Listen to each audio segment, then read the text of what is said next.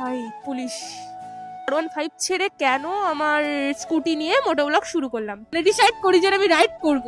কোনোদিনও একা আবার ডিপ্রেশনে চলে যেতাম না। হ্যালো এভরিওয়ান, আসসালামু আলাইকুম। তোমরা সবাই কেমন আছো? আশা করি অনেক ভালো আছো। আমিও অনেক অনেক ভালো আছি। তো তোমাদের রিকোয়েস্টে আমি আজকে নিয়ে চলে এসেছি মোটো ব্লগ, যেটা আমার পুরনো সঙ্গী মানে স্কুটি নিয়ে শুরু করতে চলেছি। তো তোমাদের কাছে এই কোশ্চেনটাও থাকতে পারে যে আমি R15 ছেড়ে কেন স্কুটি নিয়ে মোটো ব্লগটা শুরু করছি। তো পুরো ভিডিওটা দেখতে থাকো, তাহলে জানতে পারবে। তো চলো ব্লগটা শুরু করা যাক। সো গাইস, তোমাদের রিকোয়েস্টে আমি চলে এসেছি আজকে মোটোব্লগ সেটআপ নিয়ে। তো আজকে অনেকদিন পরে আমি বেরোলাম এই মোটোব্লগ করতে। এই যে আমার বেবি স্নো ভাইকে মিস করছি, স্নো ভাই বাড়িতে আছে। এটা হচ্ছে আমার বেবি।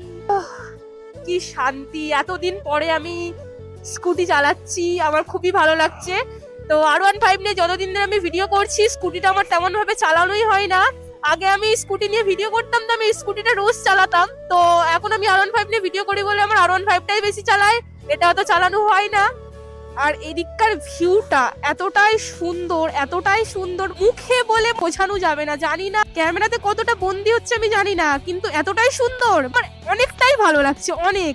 এই যে দুদিকে মাঠ আর মাঝখানে রাস্তা, কি সুন্দর লোকেশন।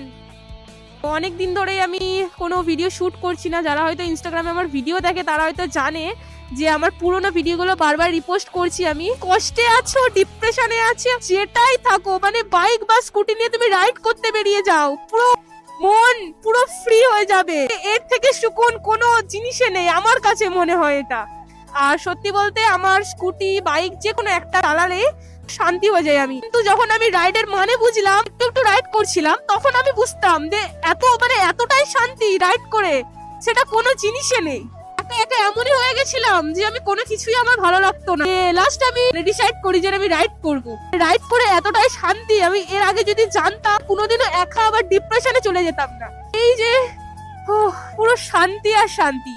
তো ভিডিওর শুরুতে যেটা আমি বলেছি যে আমি R15 ছেড়ে কেন আমার স্কুটি নিয়ে মোটোব্লগ শুরু করলাম, কারণটা হচ্ছে যখন আমি ইনস্টাগ্রামে ভিডিও শুরু করেছিলাম তখন আমি এই স্কুটিটা নিয়েই 10,000 ফলোয়ার্স কমপ্লিট করেছি। তো আমার মনে হয়েছে যে যতদিন না ইউটিউবে 10,000 কমপ্লিট হয় সাবস্ক্রাইবার, ততদিন আমি এই স্কুটি নিয়েই মোটোব্লগ করে যাব। আশা করি তোমরা বুঝতেই পেরে গেছো যে আমি কেন আমার R15 ছেড়ে স্কুটি নিয়ে ভিডিও বানাচ্ছি।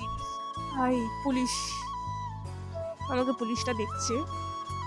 ইনস্টাগ্রামে আমাকে যেমন সাপোর্ট করেছে তোমরা, এতটাই ভালোবাসা দিয়েছো, তেমন ভালোবাসা আমি ইউটিউবেও চাই।